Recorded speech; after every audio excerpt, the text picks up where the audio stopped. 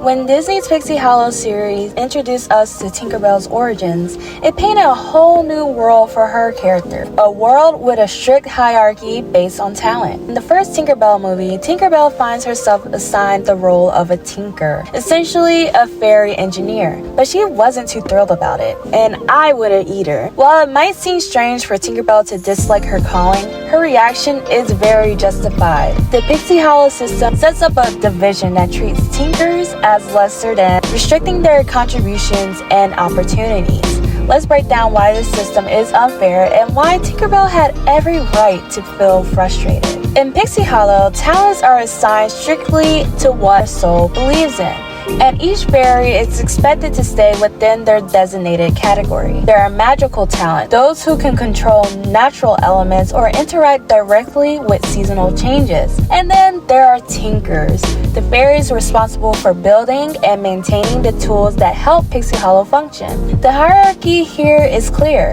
Magical talents are celebrated while tinkers are relegated to background roles. The separation creates a caste-like structure where magical fairies are valued and praised while tinkers are seen as lower status, despite the essential role they play. Tinker Belle's desire to change her talent stems from this disparity. She doesn't just want to be any fairy. She wants to contribute in a way that earns her the same satisfaction as the magical talent. But Pixie Hollow's system prevents that by deciding that tinkers aren't worthy of the same attention or respect as their magical counterparts. The irony of this system is that tinkers are vital to Pixie Hollow's very existence. They build the tools that allow these fairies to carry out their tasks, repair broken equipment, and keep everything running smoothly. They even build their houses, hello? Despite this, tinkers remain invisible in fairy society. They work tirelessly, but they receive little to no acknowledgement compared to fairies with magical talents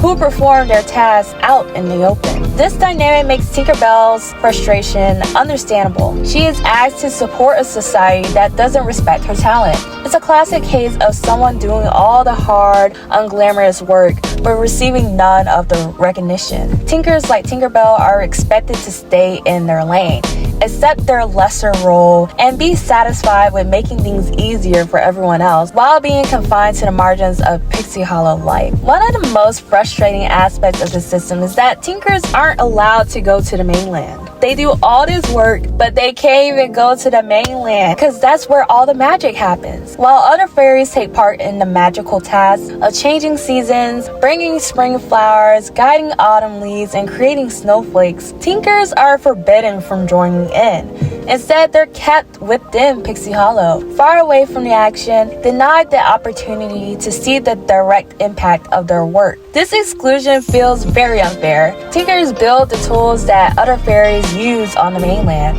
yet they're denied the chance to even witness their own creations in action. For Tinker Belle, being unable to participate in something as grand as seasonal change is very frustrating. She sees the mainland as an exciting world of possibilities, but she's forced to remain on the sidelines, which is very upsetting. By keeping tinkers like Tinker Belle separated from the magical fairies and barring them from trips to the mainland, Pixie Hollow's system not only limits the tinkers but weakens the quality of everyone's work. Magical fairies handle seasonal changes but often lack the technical expertise to solve complex problems on the spot. When things go wrong, they have no support system in place, creating inefficiencies that a tinker's creativity and problem-solving skills could resolve instantly.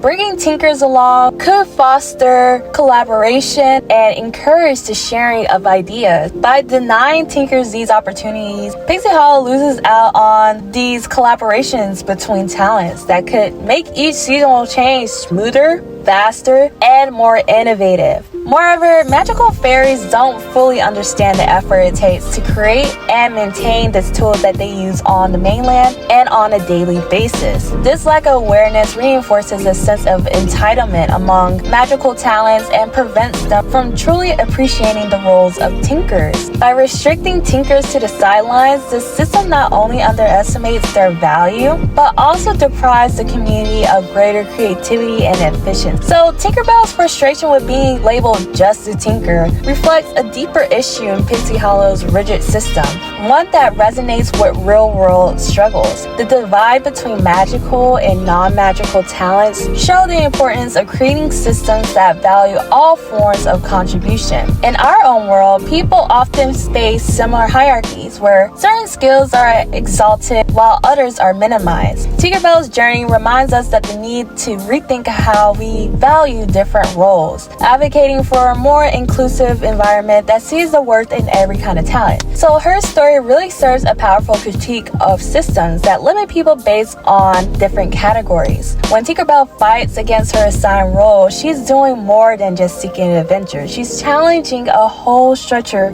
that prevents her from reaching her full potential. Tinker Belle's frustration, very valid, and I feel as though she wasn't frustrated enough. She had every right to be angry, and I don't understand why people were upset with her. Please leave any comments below, and please tell me, like, if you were in Pixie Hollow, what type of fairy would you be? Honestly, I see myself being one of the magical fairies, but you know, knowing my luck, I'll be a tinker, and I don't know how I feel about that, but I will see you guys in the next video.